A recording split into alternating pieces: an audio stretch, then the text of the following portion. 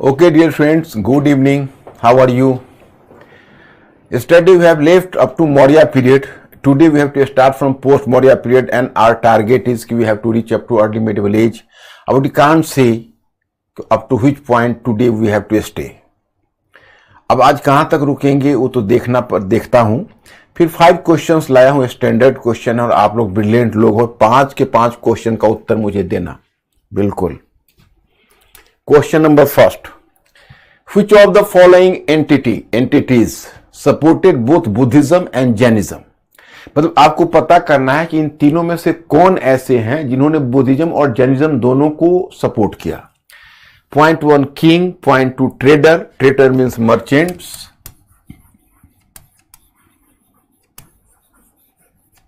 and point 3 head of the family, grihpati. Choose the correct code. Choice A. Head of the family means another name for head of the family, pater family. Pater family भी बोलते हैं इसको. Choose the correct code. Choice A 2 only, choice B 1 and 2 only, choice C 2 and 3 only, and choice D all 1, 2 and 3.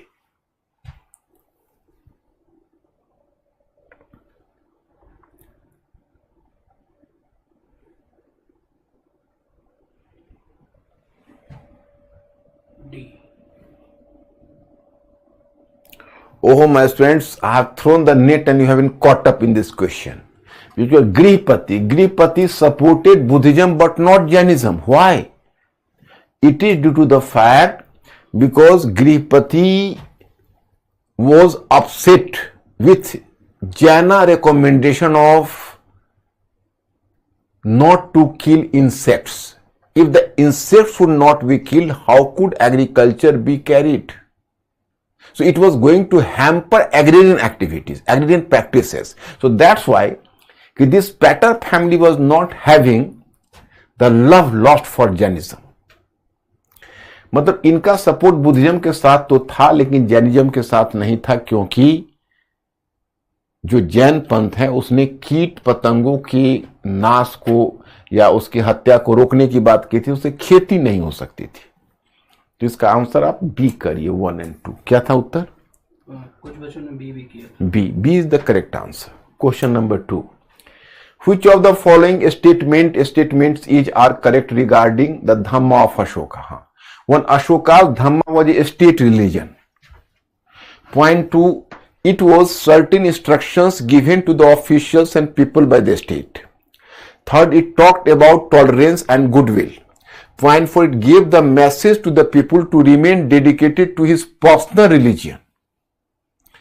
मतलब ये थोड़ा standard question है. इसमें जैसे है कि अशोक ने धर्म है वो एक राजधर्म था. दूसरा, उसने अधिकारियों और लोगों को यह सुझाव दिया कि वे अपने उसने पीपल बाय द स्टेट, मैंने उसने ये राज्य द्वारा दिया गया निर्देश था पीपल और अधिकारी को. तीसरा, इसने सहनशीलता और अच्छे संबंधों की मतलब को डेवलप करने की बात की. और चौथा है कि इसने लोगों को सुझाव दिया कि आप अपने धर्म के प्रति समर्पित रहिए. अभी 4 है, इन चारों में आपको फाइंड आउट करना है.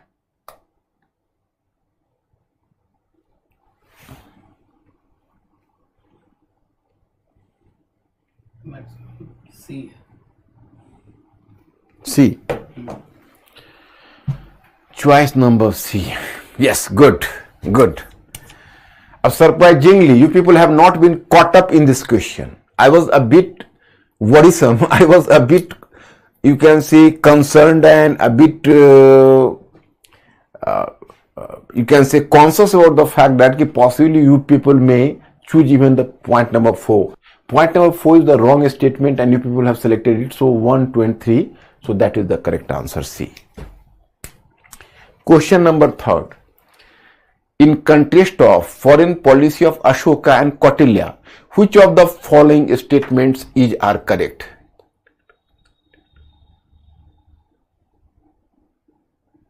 Point 1. Objective of Ashoka's foreign policy was peace, whereas Kautilya's policy was inclined towards war. Point 2. Army played an important role in Kautilya's state structure, but Ashoka discarded the army. अब ये दो statement है. पहला है कि अशोक जहां piece की बात करता है, कौटिल्य युद्ध की बात करता है, कौटिल्य युद्ध को प्राथमिकता देता है. और दूसरा है कि आर्मी मतलब कौटिल्य में स्टेट स्ट्रक्चर में सेना का बहुत इंपॉर्टेंट प्लेस है, जबकि अशोक ने सेना को त्याग दिया. अब choose the correct code. Choice A only one, choice B only two, choice C both 1 and 2, choice D none of the above.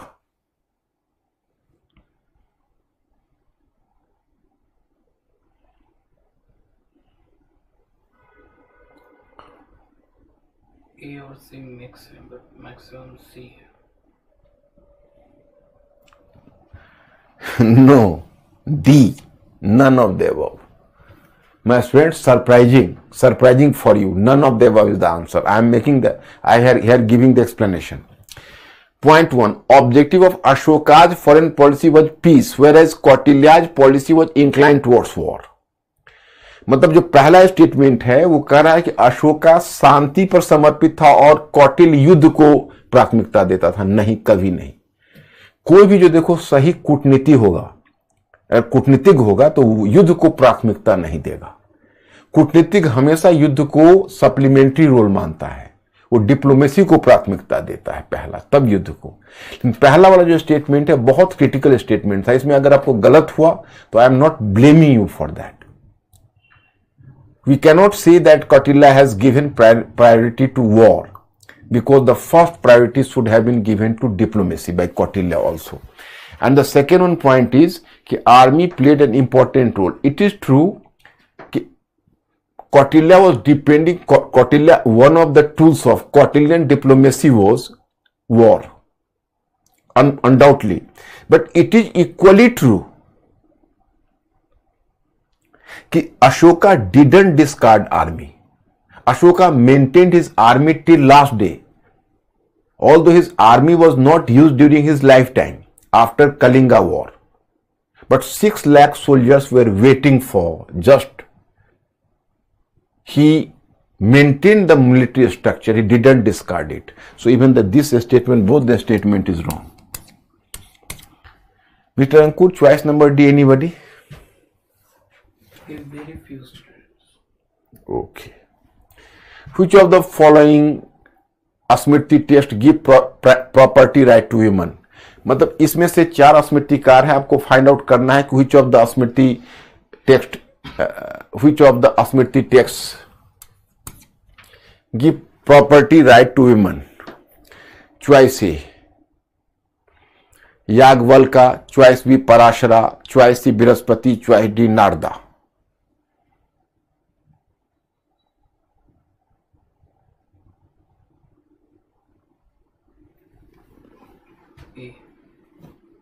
Yagjvalkya. Yes, correct answer. Question number 5. Which of the following options reflect the summary of Vedic religion? Choice A, polytheism, sacrifice and idol worship. Point B, polytheism, sacrifice and nature worship. Point C, polytheism, sacrifice and importance of goddess. And choice D, monotheism, sacrifice and nature worship.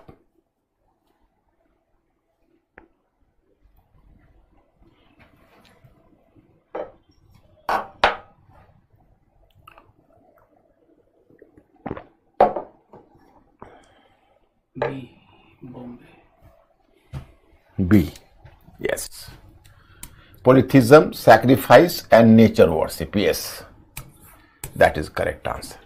Oh my students, we have done the 4 correct answer. As for the 5th one, I am not blaming you because this question was too much complex, but even you people have to put your logic. Sometime you surprised me because you are going to solve the very difficult question as well.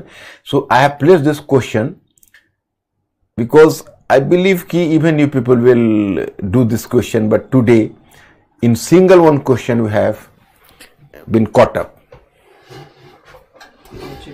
Sir, even C will also correct. इसमें Yes. नहीं, importance है ना goddess का, ये correct नहीं होगा. अगर सिर्फ प्रेजेंस ऑफ गॉडेस होता फिर करेक्ट होता, लेकिन they have used the term importance of goddess. तो वैदिक पीरियड में तो गॉडेस का इंपॉर्टेंस तो नहीं था ना, हाँ प्रेजेंस था, तो इसलिए आपको C number choice actual choice नहीं है। Agastya Kane sir, why R.S. Sharma is most fitted historian among all historians? Fitted? Yes, Who has asked this question? Agastya. Agastya, on whose basis you have used the term कि R.S. Sharma is the most fitted historian? Actually, Agastya, I have to inform you कि R.S. Sharma has having a very long life of 105 years and he has written 115 books on ancient history.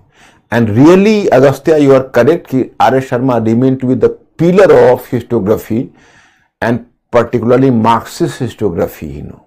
He represented Marxist school after D.D. Koshambi. And he carried further the tools which had been introduced for the first time by D.D. Koshambi, what you know as the Marxist historiography in ancient history. So Rishi Kane, how Ashoka's religion is state religion? Because he propounded, actually what I have told you, in fact Ashokan Dhamma. So Ashokan Dhamma, here I have to inform you कि Ashoka was a dedicated Buddhist and he professed Buddhism on personal level. But what he propounded as a state religion, that is Dhamma, and that assimilated the qualities and some merits of different religions, Buddhism, Brahmanism, Ajivika, etc. So Dhamma policy of Ashoka is normally characterized as the state religion, not the personal religion.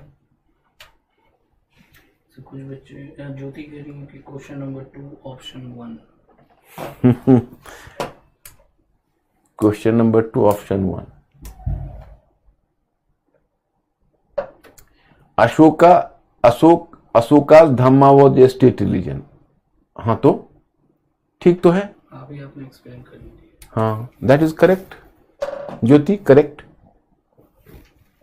Diwakar कह रहे हैं कि sir which king supported Which king? Chandragupta Maurya. Divakar Chandragupta Maurya supported Jainism. Divakar. And the grandson of Chandragupta Maurya was one that is known as Samprati. Even he supported Jainism. And here I have to inform you, even Kharvel, you might have heard about Kharvel, Hathi Gumpha inscription. Hathi Gumpha was associated with Jainism. So Kharvel's patronized Jainism.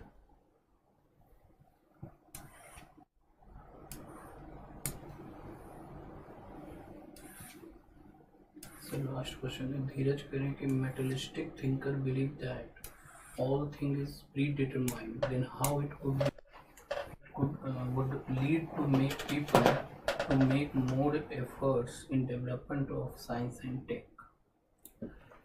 Dheeraj, actually there are two explanations.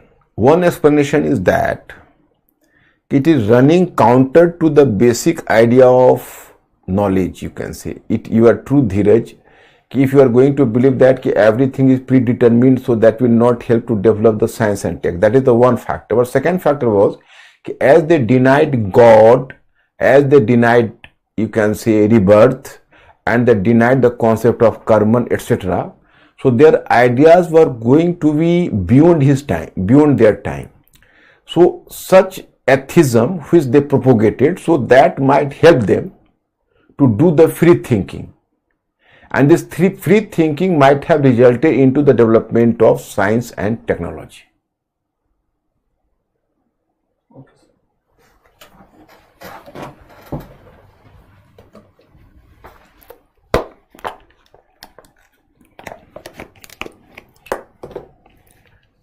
Now, my students, you are just moving to post-Maurya period today.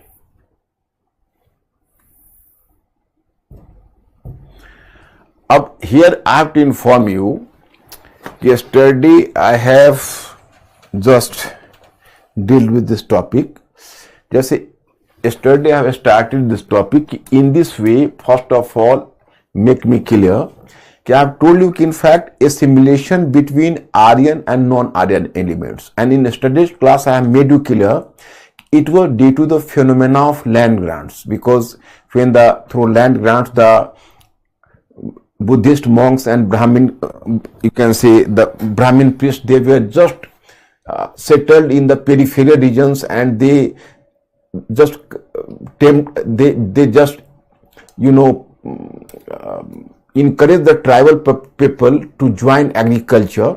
So Brahmins even made them convert and made them embrace the fourfold Varna system, and Buddhist monks just taught them how to lead a disciplined life. So in case of interaction with the tribal elements, both Brahmanism and Buddhism assimilated certain features of or certain traits of tribal religion in their own religion. So there was assimilation between the tribal elements and the, you can say, the non-Aryan elements and Aryan elements in the field of religion. So that was going to affect the contemporary religion. So here you are informed, जैसे जब ब्राह्मणों को और बौद्ध भिक्षुओं को सीमावर्ती क्षेत्रों में बसाया गया, और उनमें एक तरह से जो बुद्धिस्ट मॉन्क्स थे और ब्राह्मण्स थे, तो वो वहां उन ट्राइबल लोगों के साथ इंटरैक्ट किया, तो दोनों के रिलीजन के बीच थोड़ा सा एसिमिलेशन हुआ, और उसने सारे कॉन्टेम्पररी रिलीजन को इन्फ्लुएंस किया. तो इसी क्रम में आप देखते हो कि वैष्णविज्म का डेवलपमेंट कैसे होगा, उस पर नजर डालिए. How did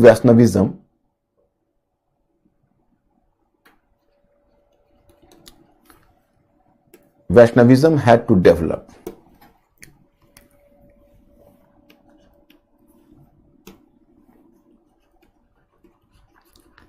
Vaishnavism.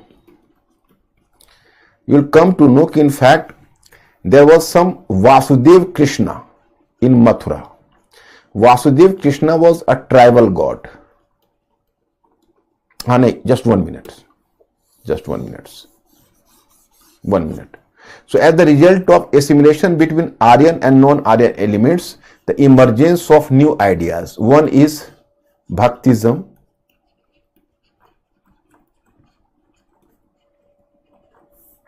Second one, you can say the concept of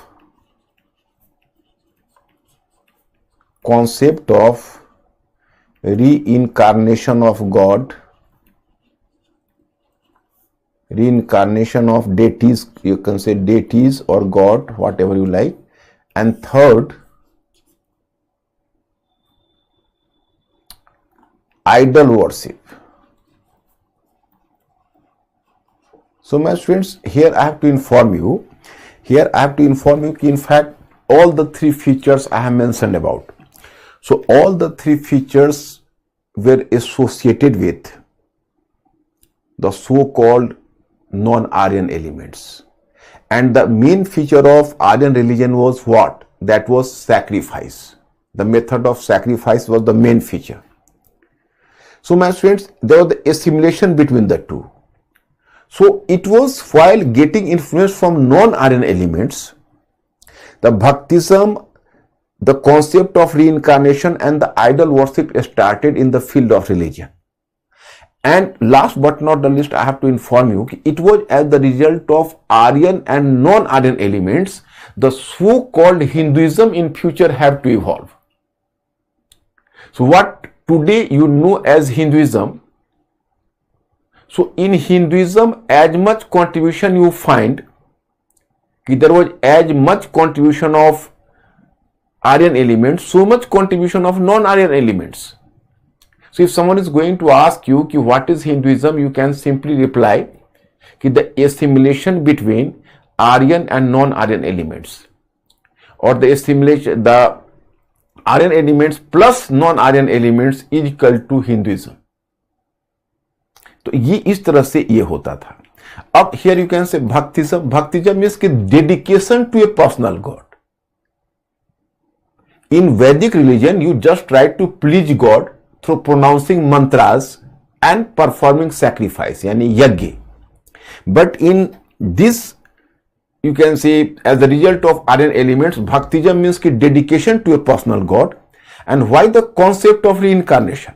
Actually, when there was the interaction between the Aryan and non-Aryan elements in the field of religion, so there were certain Aryan gods and there were certain non-Aryan gods. So it was it was a challenge for Brahmins, how to assimilate the non-Aryan gods with the Aryan gods. And if you are going to deny non-Aryan gods completely, so then you can say interaction was not possible with the non-Aryan elements, or tribal elements. So they had to create some space for their gods. So the better solution was the concept of reincarnation. For example, Lord Vishnu. There actually 10 reincarnations of Lord Vishnu were declared. 5 reincarnation was the Aryan and 5 non-Aryan. Initially 5 non-Aryan, you can say turtle, fish, dwarf, man lion. All these you can say, what is this? They are basically boar. These were the reincarnation, that is the non-Aryan reincarnations, The same happened in case of Lord Shiva, 28 reincarnations. So it was a method for assimilating the Aryan and non-Aryan elements. And finally, you can say even the idols of Brahmanic gods were started to be built.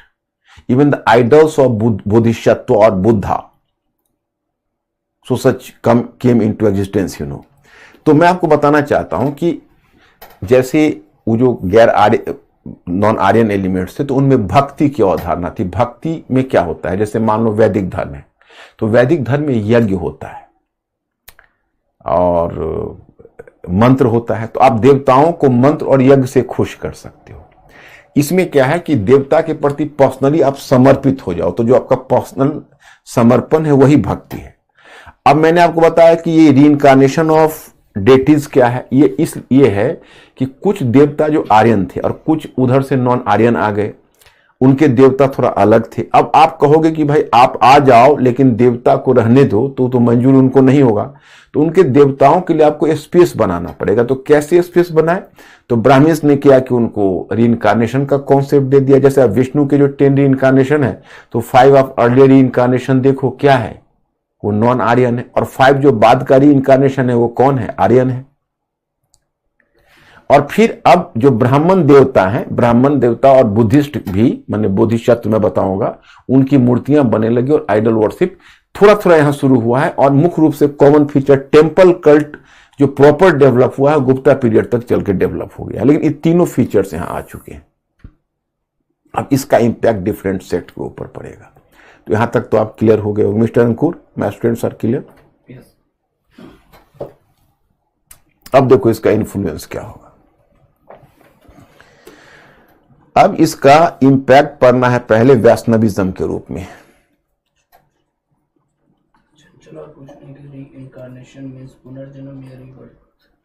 देखो reincarnation तो इंसान का भी होता है, लेकिन God का भी रीइंकारनेशन की कल्पना है, माने गॉड का अवतार लेना. उनको आप पुनर्जन्म न कहो, देवता के कंटेक्स्ट में जन्म मत कहो, अवतार कहो. तो देवता का कई बर्थ में अवतार लेना, इसको कहते हैं reincarnation of god. Chanchala have you been answered. तो ये हुआ वैष्णविज्म. और वैष्णविज्म में क्या है कि विल कम टू नो कि पहले वासुदेव कृष्णा थे, Vasudeva Krishna. So you are informed that कि actually Vasudev Krishna was possibly a local chief, a tribal chief in Mathura. And here you come to know कि he was associated with 5 Vrishni Nayaka. What was 5 Vrishni Nayaka? So all were the tribal chiefs. For example, Vasudev, and the son of from Vasudev. Then you will find second one named Sankarshana, what later came to be known as Balaram. Then Shambh. So Shambh was also a brother of Vasudev Krishna. Vasudev was the father. Vasudev was different. And Vasudev was the son of Vasudev from Devaki. Then Sankarsana from other wife, that is Balaram. And third Shambh, next another wife from the brother of Vasudev. And Pradyumna, he was the son of Vasudev. And Aniruddha, son of Pradyumna, that was the grandson of Vasudev. So these were the 5 Vrishni Nayaka, and later they became gods. In Krishna story you might have heard about, you might have heard a story that you can say Krishna Lila.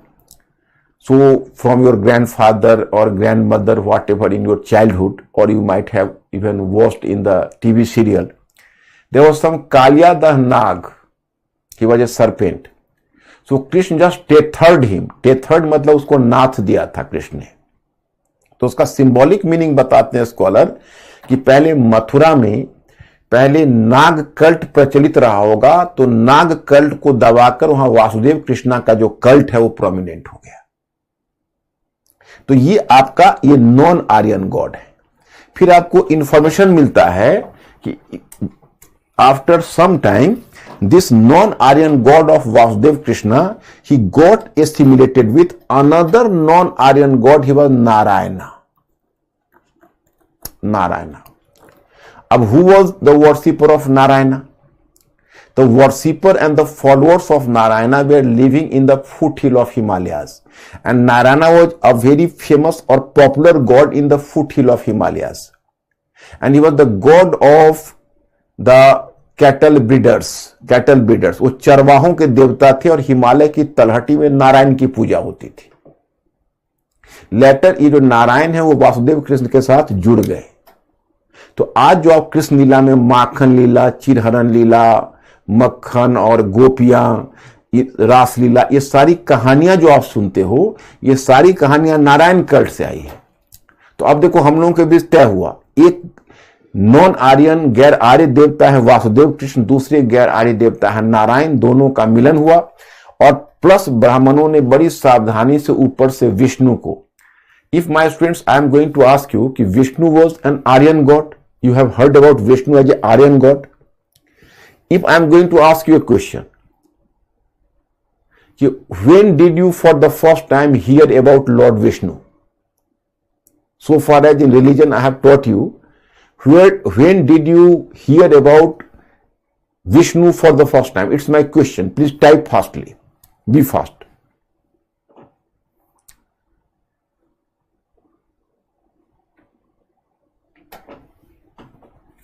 Be fast, my friends.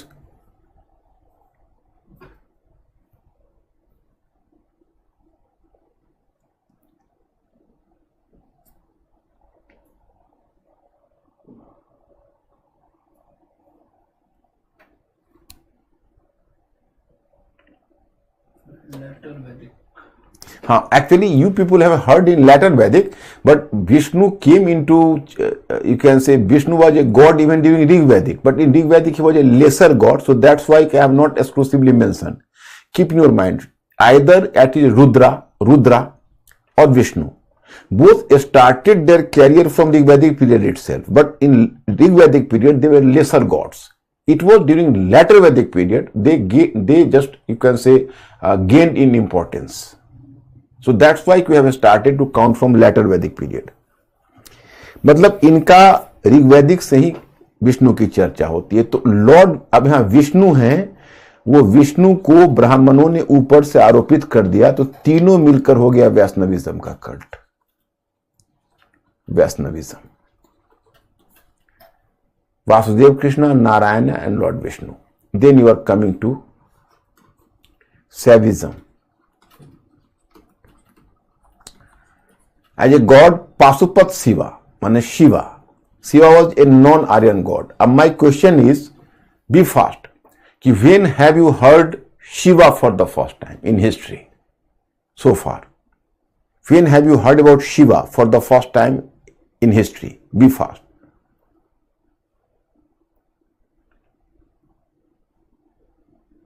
Even in website Ankur, you have to be particular.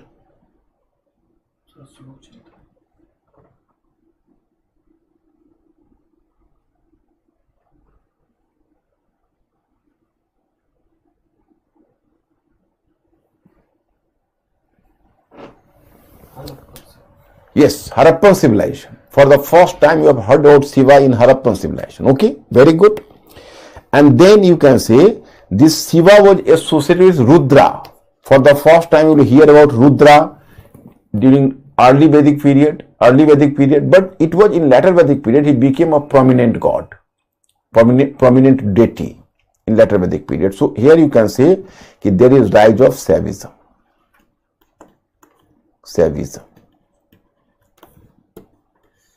Thus came into existence Shaivism.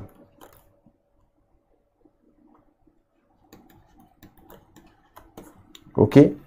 अब here you come to know कि अब Buddhism.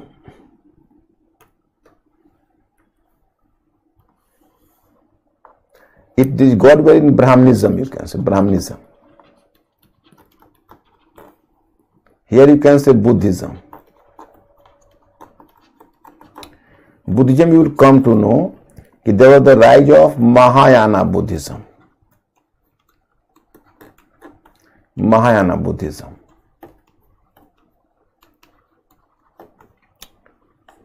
You can say in Brahmanic gods, as the lesser gods you will find here, lesser gods,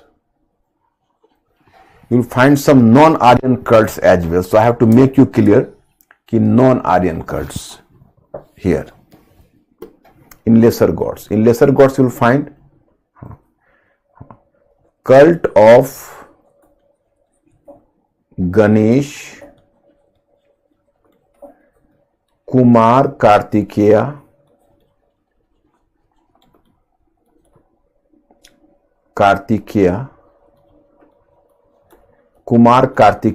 Ganesh, Kumar Kartikeya, Mother Goddess,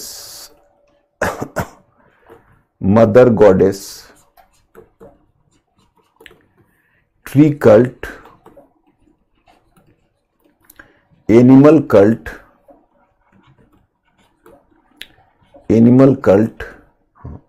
Serpent cult, Nag and Nagin, Serpent cult, and Yaksh and Yakshini. Yaksha and Yakshini.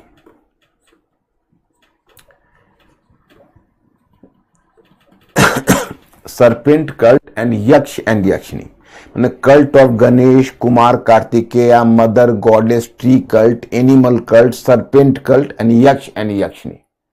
So many gods you have heard about. So many gods. And my students, here I have to inform you that these were the non-Aryan gods, not Aryan gods, non-Aryan gods, non-Aryan deities, and they became the part of Aryan pantheon. मतलब मैंने आपको बताया गणेश की पूजा, कुमार कार्तिकेय की पूजा, मातृ देवी की पूजा, वृक्ष की पूजा, पशु की पूजा, नाग नागिन की पूजा, यक्ष यक्षिणी. Who were यक्ष यक्षिणी? They were semi-gods. They were basically serving gods. They were semi-gods. And later they became the part of the Aryan pantheon, you know. तो ये सब नॉन आर्यन गॉड से एसिमिलेशन का इंपैक्ट है, ये मैं बताना चाहता था. अब देखो बुद्धिज्म में क्या होना है, बुद्धिज्म में भी चेंज आना है. तो you will come to know about Buddhism. तो अब बुद्धिज्म में Mahayana Buddhism, that is called the cult of great vehicle. Mahayana Buddhism the cult of great vehicle. So they you are here inform that कि the worship of Bodhisattva.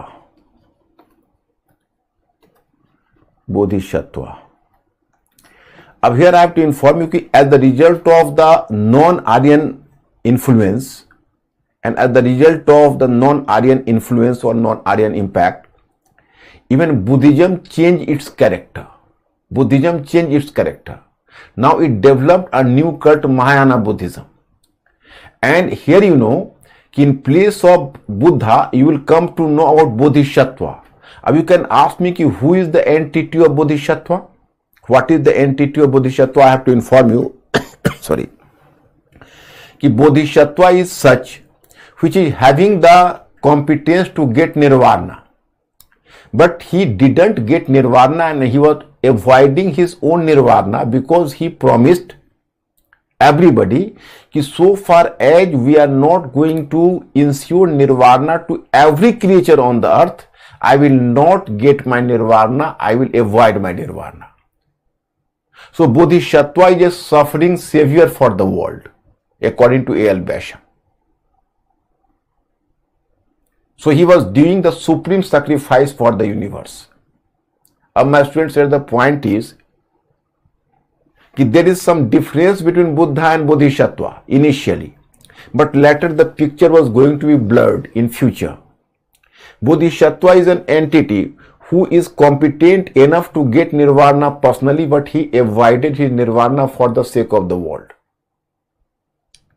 So thus appeared the concept of a suffering savior. I mean, you can very well understand that if some entity is making such a great sacrifice for you, you will definitely develop a natural reverence for him.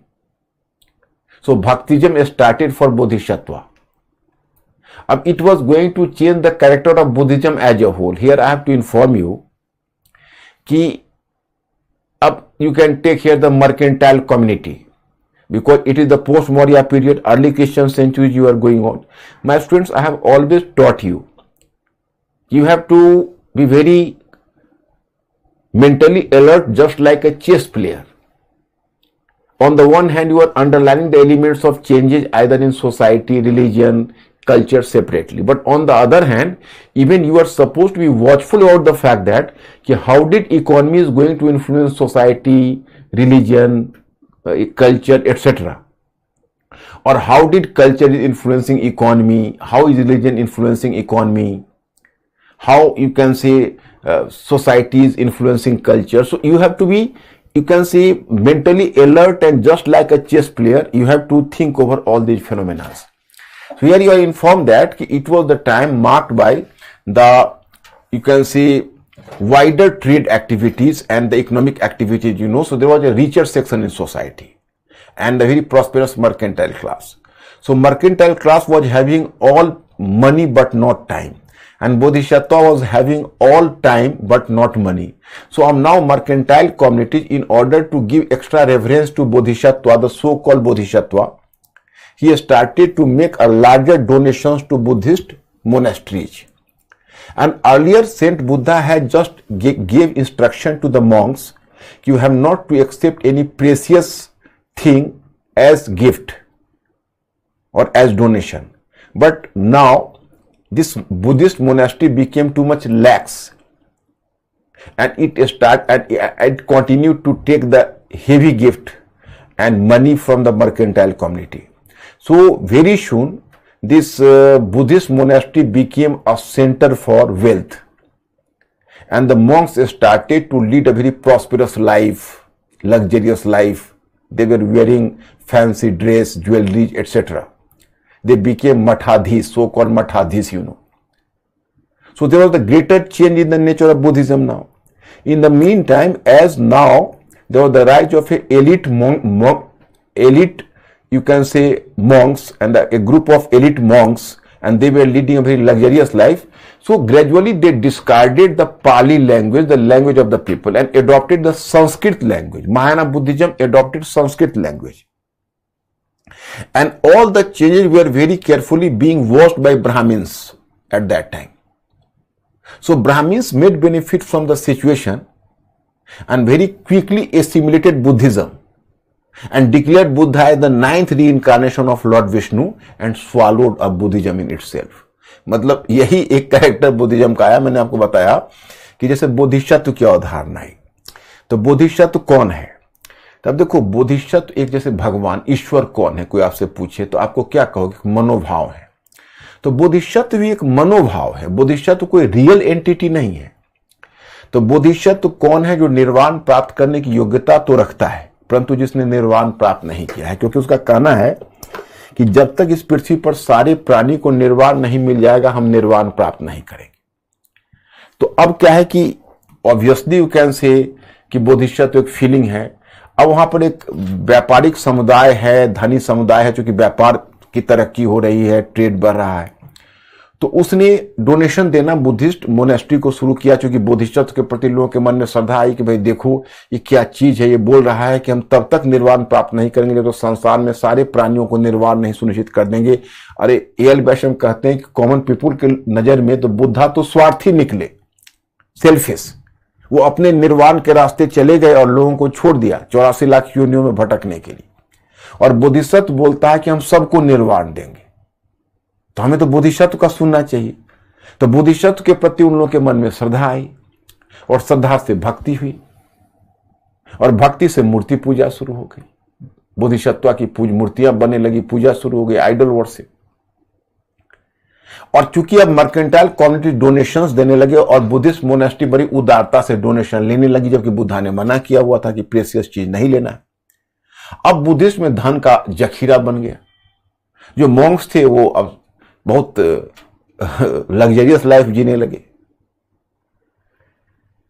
अब जब उनका life अब मठाधीश बन गए तो धीरे धीरे उन्होंने पाली लैंग्वेज, कॉमन पीपल के लैंग्वेज को छोड़ दिया और संस्कृत लैंग्वेज को अपना लिया। इतने सारे जो कैरेक्टर में उसके चेंज हो रहे थे, इसको पहले से ही वो देख रहा था। सब कुछ बच्चे निर्वाणा पूछ। अरे भाई कौन निर्वाणा पूछा? जरा उनसे पूछो मिस्टर अंकुर कि निर्वाणा मैंने जब जहां पर बुद्धिज्म और कैवल्य जैनिज्म का समझाया, निर्वाणा जिसको उपनिषद में मोक्ष कहते हैं, सैल्वेशन, उसी को बुद्धिज्म में निर्वाणा बोलते हैं ना, उसी को जैनिज्म में कैवल्य बोलते हैं। कितनी बार तुम लोगों को समझा चुका हूं। एक चीज मतलब निर्वाणा, कैवल्य एंड सैल्वेशन समझाते समझाते तो मैं थक चुका पिछले 3 चैप्टर से। अभी भी किसी को निर्वाणा समझने की आवश्यकता है?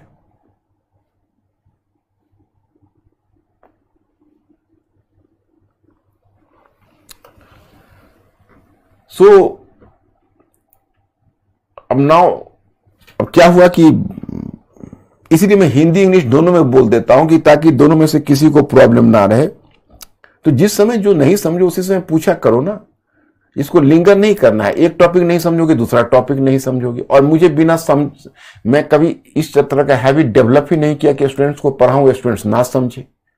Actually, I have developed the habit that whatever I am delivering you people have to understand. Whatever labor I have to invest, I am ready for that. तो मैंने आपको बताया कि अब क्या है कि हिंदी में मैं इसको कंक्लूड कर रहा हूं कि उन्होंने पाली लैंग्वेज को छोड़ दिया, कॉमन पीपल के लैंग्वेज को, और संस्कृत को अडॉप्ट कर लिया। ब्राह्मण्स भी ताक में खड़े थे बहुत समय से कि भाई बुद्धिज्म तो हमको बहुत चैलेंज कर रहा था। तो ब्राह्मणिज्म ने उसको, बुद्धा को विष्णु का नवा रीइंकार्नेशन घोषित करके उसको एसिमुलेट कर लिया। तो बुद्धिज्म को स्वॉलो अप कर लिया फॉर टाइम बिंग। हालांकि बाद में फिर अलग हुआ बुद्धिज्म, लेकिन फॉर टाइम बिंग। तो बुद्धिज्म को वो झटका लगा। इसके बाद ब्राह्मणों ने विष्णु को ही, बुद्धा को ही विष्णु का अवतार घोषित कर दिया, रीइंकार्नेशन ऑफ लॉर्ड विष्णु।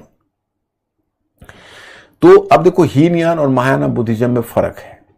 जैसे हीनयान बुद्धिज्म में बुद्धा कहते थे, Buddha according to Buddha and Hinayana Buddhism, that is the lesser vehicle, कि everybody is lamp to himself. मतलब you have to yourself find out the route of nirvana and Buddha has recommended certain path and following this path you can move on the path of nirvana, but Buddha can not help you longer. But in Mahayana Buddhism, no, every creature is entitled to get nirvana, and it is through transfer of merit. Bodhisattva will acquire the merit, and Bodhisattva transfer the merit to other creatures and make them move on the path of nirvana, unlike Buddha. जो बोधिसत्व है वो सबको निर्वाण के रास्ते पर भेज देगा।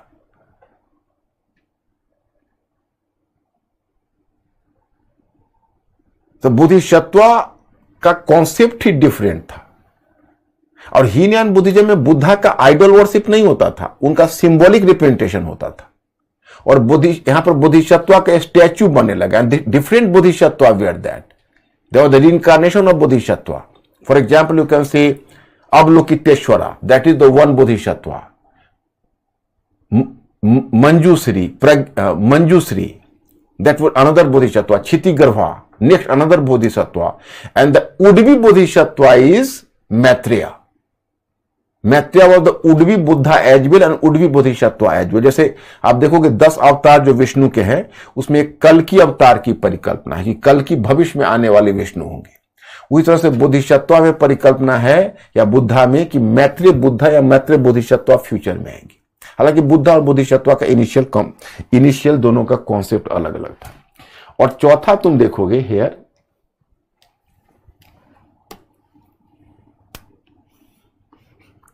चौथा फैक्टर आप देखोगे यहां पर Jainism. In Jainism also you'll find certain changes during this period because the idols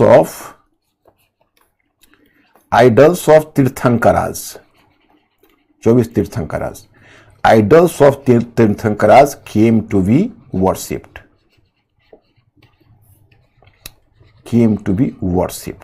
Idols of Tirthankara. So these were the changes, my students, in the changes in the religion. Ab if someone is going to ask you here, that is postmodern religion, Brahmins,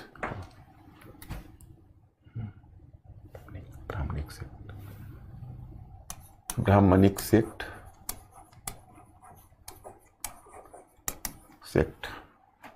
sects, Saivism, Buddhism, Jainism here. अब देखो, that is a question for you people. In the early century of Christ, and early Christian century, you can say, changes in the field of religion became an important landmark in Indian history. Examine the statement. This is the statement. This is the question. Answer. During the early centuries of the Christian era, significant transformations occurred. जैसे ये आपको question ने पूछा है कि ईसा की आरंभिक शताब्दी में ही पोस्ट मौर्य पीरियड है कि धर्म के क्षेत्र में होने वाला जो परिवर्तन है वह भारतीय इतिहास का महत्वपूर्ण लैंडमार्क बन गया, भूचिन्ह बन गया। तो लैंडमार्क वही है, भक्ति, रीइंकार्नेशन एंड आइडल वर्शिप, यही लैंडमार्क है। तो आप इसको बढ़िया से पढ़ लेना, कहीं कोई प्रॉब्लम हो तो आप हमसे पूछ लेना। अब हम गुप्ता पीरियड की तरफ बढ़ेंगे। अंकुर, मैं स्टूडेंट्स क्लियर हैं? कोई दिक्कत तो नहीं? कुछ कोई नहीं। क्या है बोलो, बी फास्ट।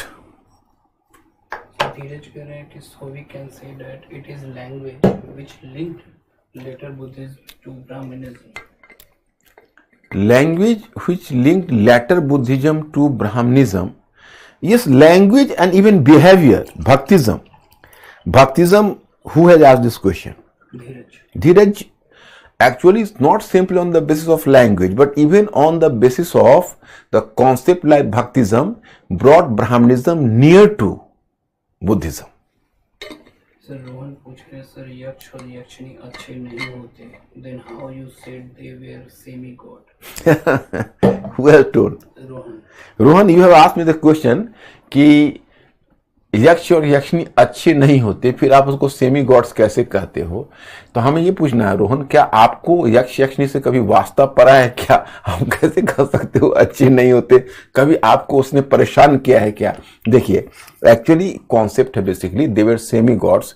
यक्ष और यक्षिणी जो होते थे वो गॉड नहीं होते थे, गॉड के मतलब सर्वेंट्स होते थे। लेकिन कॉमन पीपल जो होते थे, जैसे तुम देखोगे बहुत सारे कॉमन, रोहन है ना? yes. रोहन का ही क्वेश्चन है ना? yes. रोहन, एक्चुअली आपने हिंदी में पूछा है तो मैं हिंदी में ही आपको जवाब दे रहा हूं। जैसे कई देखोगे कि जो बहुत लोग होते हैं जो डायरेक्ट डिस्ट्रिक्ट में डीएम से बात करेंगे, बहुत लोगों को लगता है कि डीएम बहुत बड़ी चीज है, पता नहीं हमसे मिल पाएगा नहीं, तो डीएम के सेक्रेटरी से ही या उसका जो स्टेनो है, उसका जो क्या कहते हैं पर्सनल गार्ड है, उसी से हेल्प लेके काम चलाते हैं। तो वही हाल उस समय हुआ पड़ा था। जो बड़े बड़े डेटीज और गॉड्स थे वहां तक तो कॉमन पीपल का एक्सेस नहीं था। तो यक्ष यक्षिणी नाग नागिन ये सब उनके अर्दली होते थे, उनके सर्वेंट्स होते थे, उनके सर्विसमैन होते थे, तो उन्हीं से काम चलाते थे कॉमन पीपल। इसलिए कॉमन पीपल में यक्ष यक्षिणी की बड़ी पॉपुलैरिटी थी। सर, अर्णव पूछ रहे हैं कि many reject that Charvaka and others not associated with theory of predetermination. Oh, Arnav, what is the question? I'm not clear about the question. Many reject that Charvak and others not associated with theory of predetermination. नहीं, अब सब देखो, अब you are making a study of Arnav humanities. If some believe that Charvak and others were not associated with the theory of predetermination, so that is their personal view. It hardly matters. It is very difficult to make an scrutiny of each and every view. First, if Bodhisattva was not real entity, then how people make their idol? If Bodhisattva was not real entity, then how people make their idol? Hers. नहीं, Bodhisattva was actually, देखो, Harsh, here possibly I could not make you clear. You people may be slightly confused कि what is the difference between Buddha and Bodhisattva. So historicity of Buddha is clear कि Buddha was born at this place, he was the son of that, and he lived here and died here. In case of Bodhisattva, we are not having any clear-cut entity. He was just, you can say, imagination, just like God today. For example, you are talking about the God, Amuk God, but you cannot find out the historicity of God. So simply I have informed you that like Buddha, Bodhisattva is not having any historicity, clear-cut historicity,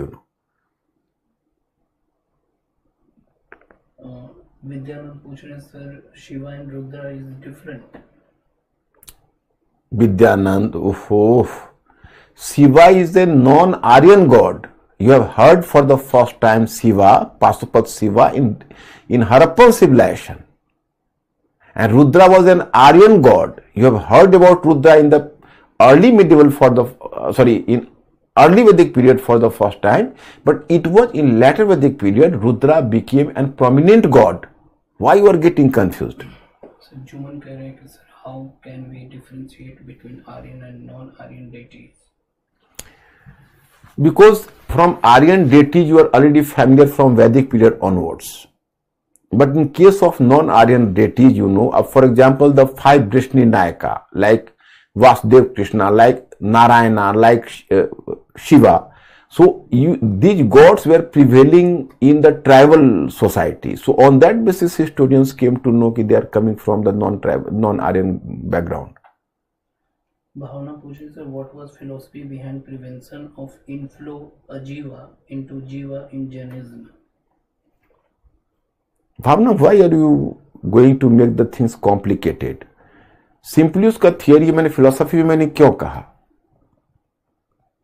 भावना, मैंने कितना शिद्दत से आप लोगों को बताया कि philosophy में यह पूछा जाता है व्हाट, बट नॉट पूछा जाता है व्हाई. अब आप पूछोगे कि भाई क्यों अजीबा जीवा में प्रवेश करता था, तो इसका जवाब मैं क्या दे पाऊंगा. So please don't ask such questions. Okay sir. My students, I am just requesting you people to simply ask valid question which can be answered. But if you will just ask invalid question, your time will be killed and the class is going to be delayed. So please even put a check over your temptation to ask the frivolous questions. Don't ask frivolous questions, simply serious questions and which are really required in course of. और दूसरी बात है कि आगे की चीज आप आगे देखोगे. अब देखो, अब we are just going to here, you can see that is Gupta period. अब in Gupta period I will discuss about the trend,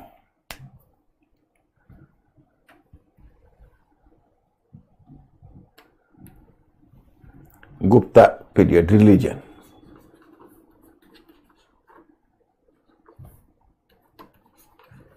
My students, I am talking about the trend here.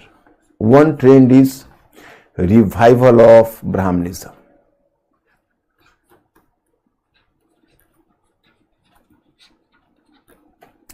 Revival of Brahmanism. Ab why revival of Brahmanism, Because I have told you in fact Guptas were possibly belong to non-Kshatriya group, that is called Vaisyas.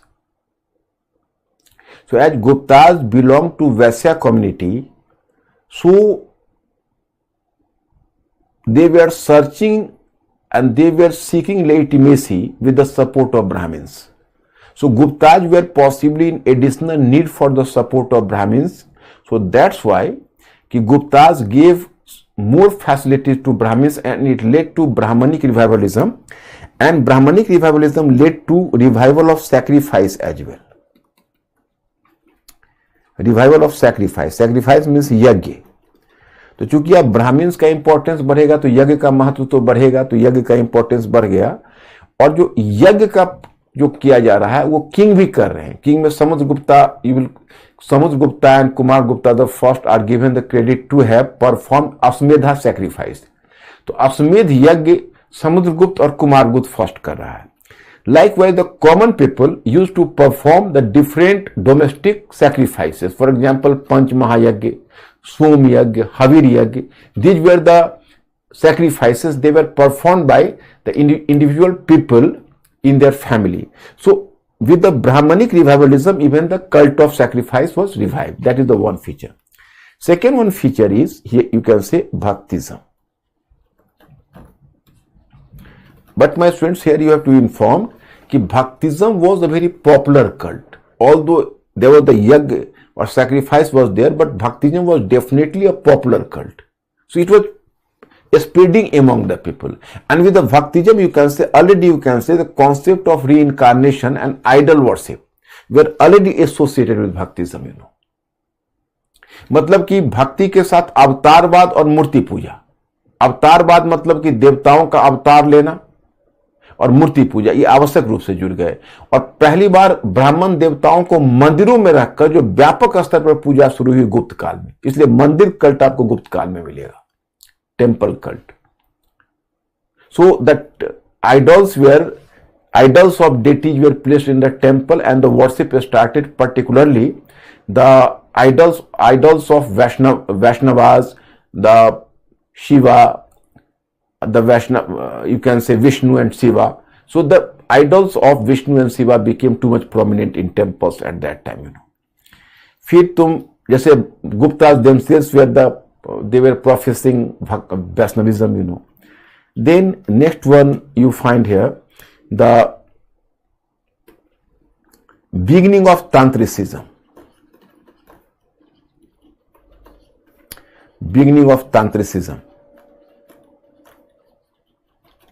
तांत्रिसिज्म, इसको हिंदी में कहते हैं तंत्रवाद। तंत्र मंत्र आपने नाम सुना है ना, तांत्रिसिज्म वही है। Here I have to inform you कि in fact as the bhaktism was inspired by the non Aryan elements और tribal elements, so even tantricism evolve from the non Aryan elements. जो गैर आर्य तत्व थे वहीं से तांत्रिसिज्म का कल्ट आ गया। और there is the faint beginning of Tantricism. Tantricism didn't become prominent during this period. There is the faint beginning. Actually, there was the growing perception among the scholars of the time or the religious persons of the time कि in order to activate the strength of the male, the association with a female was required. मतलब पुरुष की ताकत को, क्षमता को बढ़ाने के लिए महिलाओं का संपर्क आवश्यक है। और यही जो परसेप्शन था यही तंत्रवाद की तरफ चला गया। और जैसे भक्ति आई है गैर आर्य तत्वों से, उसी तरह से तंत्रवाद भी गैर आर्य तत्वों से आया है, नॉन आर्यन एलिमेंट से। Okay, then you come to know 6 orthodox philosophy और 6 मेटेरियलिस्टिक फिलोसफी, यू कैन से 6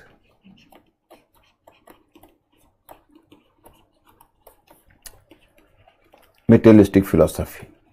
अब here you are informed that actually during ancient period, from ancient period onwards, there were different or prevailing ideas, ideologies, attitudes, etc. And finally they were crystallized into 6 materialistic philosophy during this period. मतलब प्राचीन काल से जो विभिन्न प्रकार के विचार, दृष्टिकोण ये सब चले आ रहे थे, उन सभी इस काल में चलकर 6 भौतिकतावादी दर्शन के रूप में, 6 स्कूल ऑफ दर्शन के रूप में स्थापित हो गए। इसी क्रम में आपको वो 6 दर्शन में एक मिलता है Sankhya. Its exponent was Kapila and Sankhya believe that कि this universe is made of 25 elements. So he talks about this prakriti means universe, so that is made of 25 elements. तो प्रकृति की बात करता है, but later even purusha means jiva और soul, that one added later. So This Sankhya philosophy is talking about the Prakriti and Purush. Prakriti and Purush. For example, in Jainism, Ajiva and Jiva. So whenever you find the question, this Sankhya philosophy is similar to which philosophy, you will select what? You will select Sankhya philosophy. Then you can say yoga. The exponent of yoga is Patanjali. Patanjali. Even today you find कि Baba Ramdev is just promoting yoga in the name of Patanjali, Yoga Sutra. So Yoga Sutra of Patanjali is the main text, you can say.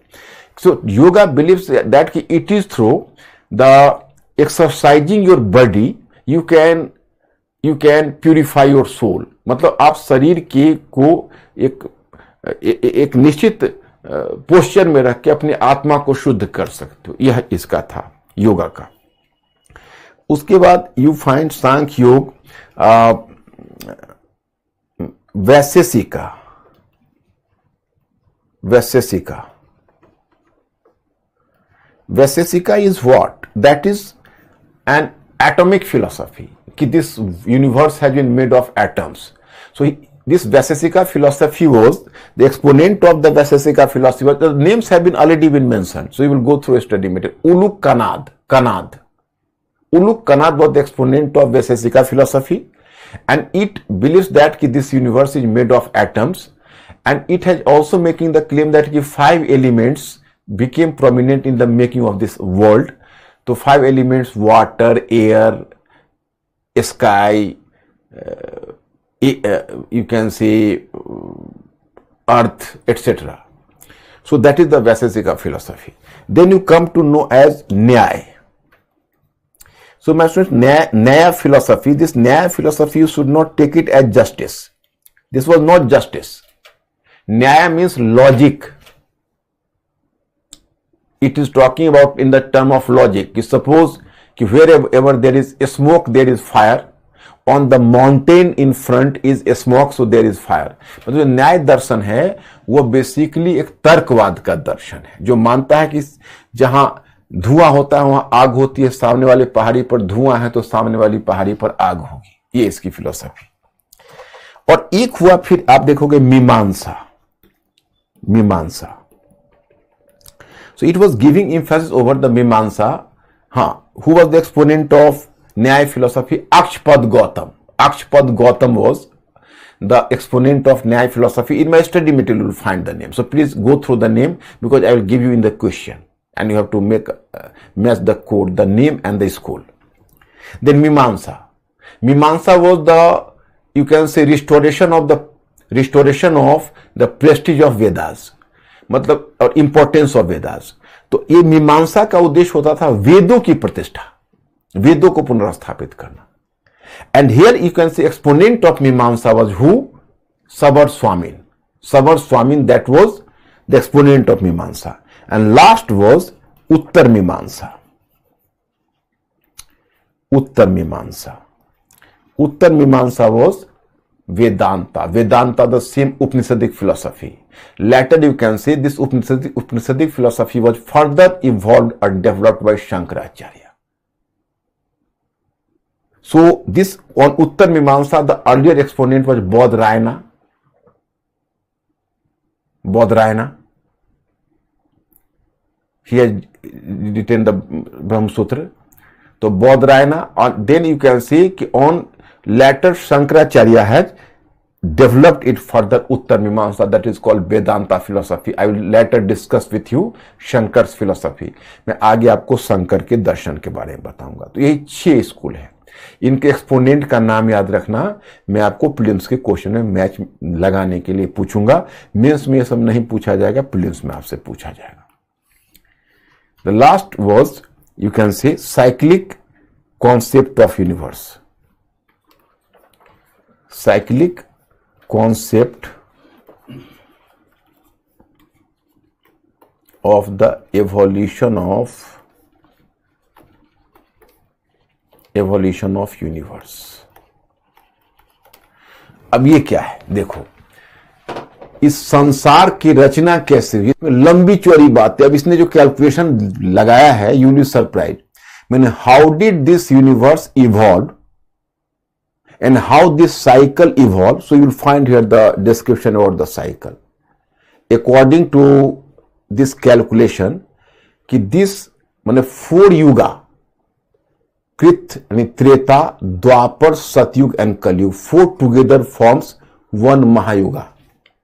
71 महायुगा is 1 manvantara. 71 mahayuga is 1 manvantara. At every manvantara, this world is destroyed and a new Manu is born. Presently, we people are moving through 7th manvantara, and our forefather Manu is Manu Vyavastha. Our forefather Manu, of which we are progeny. ये reality नहीं है, मिथक है. And 14th manvantara combined together makes 1 kalpa. So that is calculation. मतलब देखो, 4 युगों का एक महायुग बनता है, त्रेता, द्वापर, सतयुग, कलयुग. 71 महायुग का, 71 महायुग का एक मनवंतर होगा. प्रत्येक मनवंतर में सृष्टि का विनाश होता है, नए मनु पैदा होते हैं.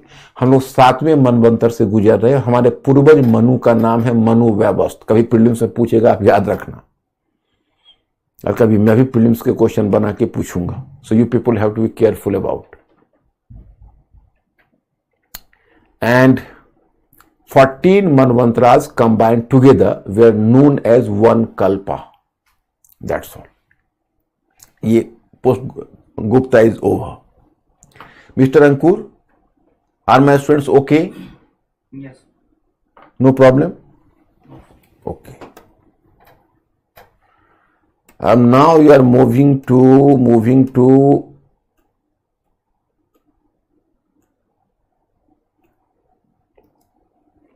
post-Gupta religion.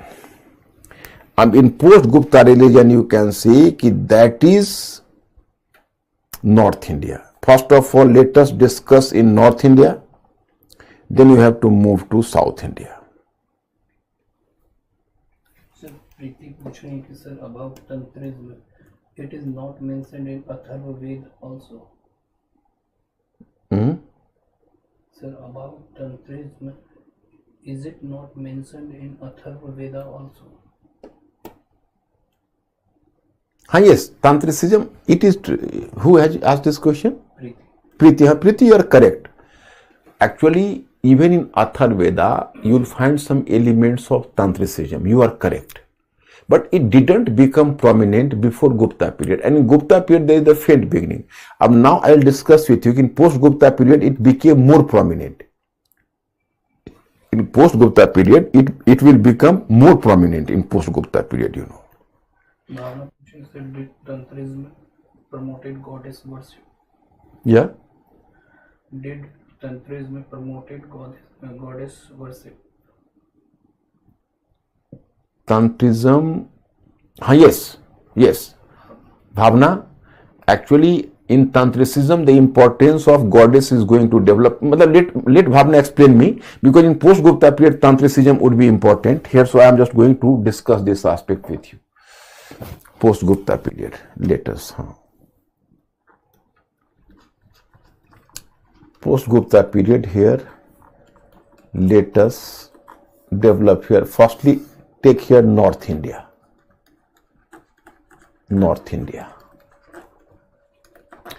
So in North India, my friends, in post-Gupta period, because up to Gupta period, Bhaktism was prominent in North India.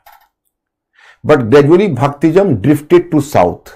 So in South India, you will find here the rise of Bhaktism under Alvar and Nanar saints.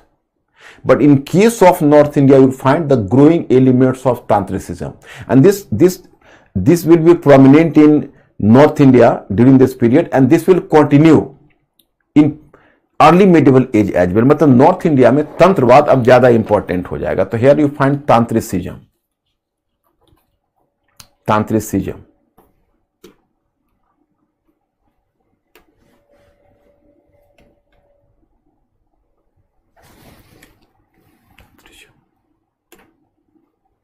Tantricism,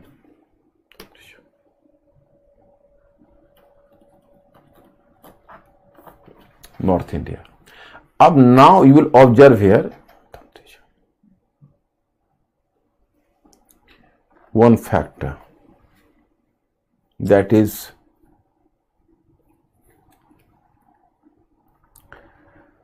in Tantrism you can say there was the emphasis over Tantrism. Just 1 minute. In Tantrism you find here the emphasis over 5 makars. emphasis over 5 makars. अब देखो ये थोड़ा आपको कष्ट देगा, मैं आपको clear करता हूं. जैसे देखो मो एक शब्द है हिंदी में, तो उसी के उच्चारण पर जो बनी हुई 5 चीजें थी उनको कहते हैं 5 मकार्स. ये कहते हैं तांत्रिज्म क्या बोलता था? तांत्रिज्म बोलता था कि हम 5 मकार का पालन करना है. मांस, मदिरा, मैथुन, मत्स्य और मुद्रा. मांस मटन, मदिरा वाइन, मांस मदिरा मैथुन यानी sexual intercourse. 0.4 mudra means you can say meditation, and 5th one matsya mudra, मांस मटन मदिरा वाइन, मांस मदिरा मैथुन यानी physical intercourse. 0.4 you can say matsya fish, and 5th one mudra means sadhana, matlab meditation. In 5 were being required. So Tantrism became too much prominent in North India during this period, you know. And here you are informed that it influenced different cults. In different cults, here I have to inform you, one is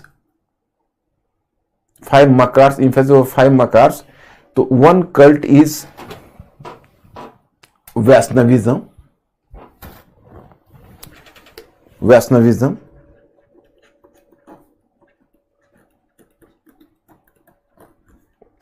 In Vaishnavism you will find that under the influence of Tantrism, a new, you can say, trend appeared, and that is called Sahajiya. Yes, Sahajiya.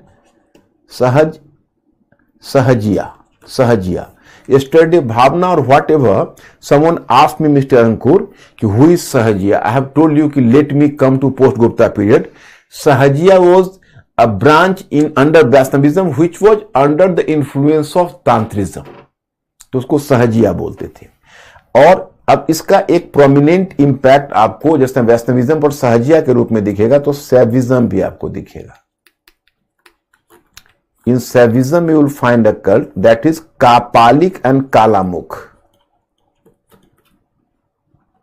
Kapalika and Kalamukha.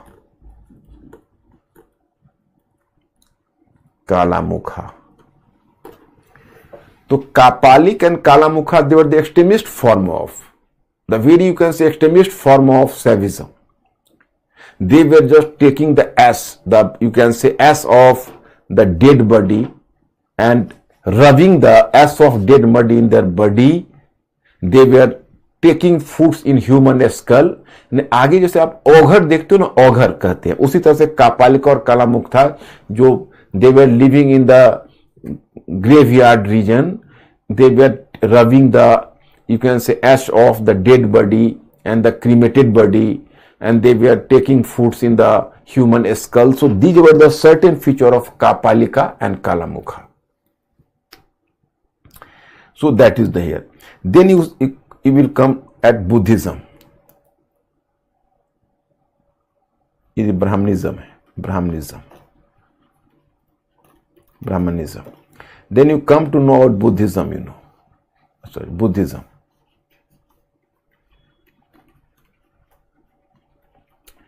Under the influence of Tantravad, there was the Vajrayana sect. Vajrayana sect, you know.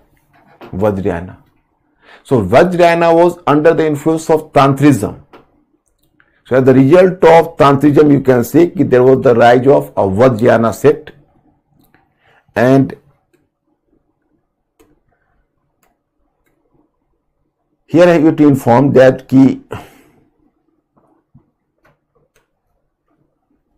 then Jainism. In Jainism, you will come to know कि in Jainism, if someone is going to ask you on which sect you find the less impact of Tantrism, you will answer my question, you will simply reply Jainism. Jainism पर इसका सबसे तंत्रवाद का सबसे कम प्रभाव पड़ा है Jainism के ऊपर, लेकिन जैनिज्म में भी वर्शिप ऑफ यक्ष and यक्षनी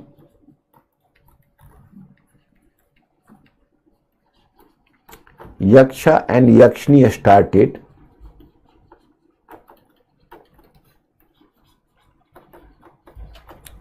under Jainism. Also the worship of yaksh and yakshni started.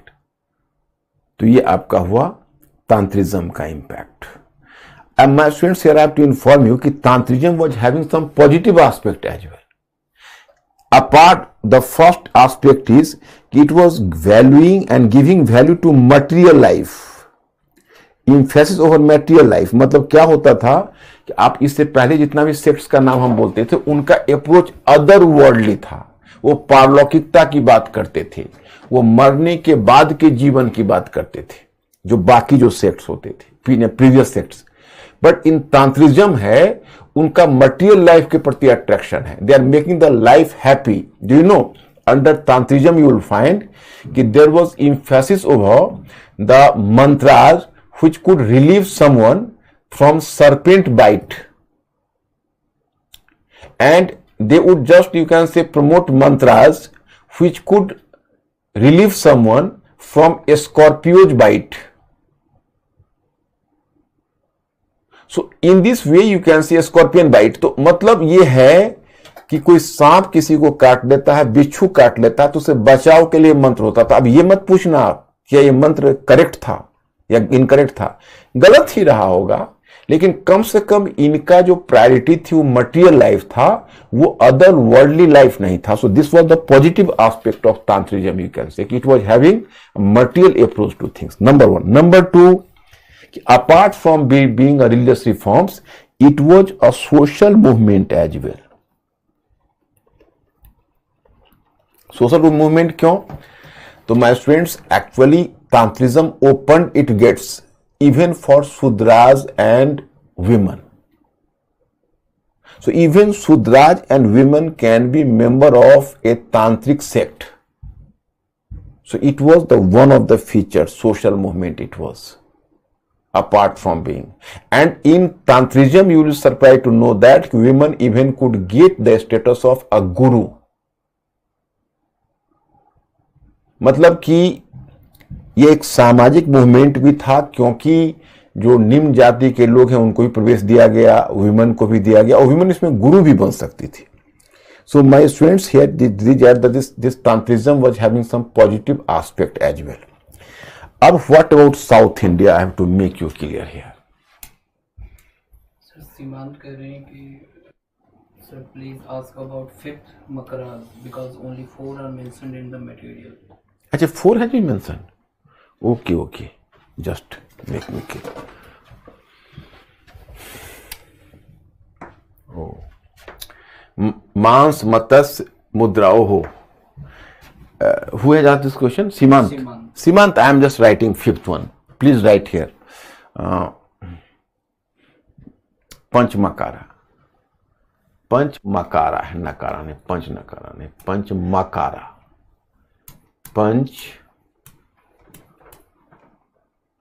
Punch मकारा. And मांस, मीट, मत्स्य. मांस मदिरा.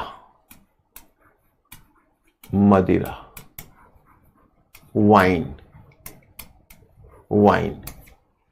तो 1 is मांस, 2 is मदिरा, 3 is मत्स्य यानी फिश, 4 is मुद्रा, gesture means you can say meditation,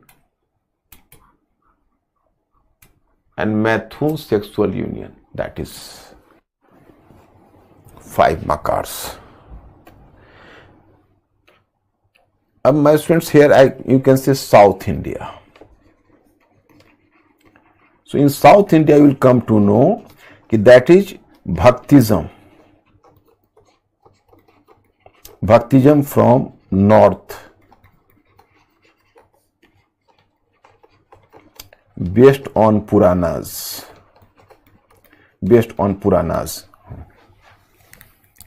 So Alvar and Nanar saints. Alvar or Nanar saints.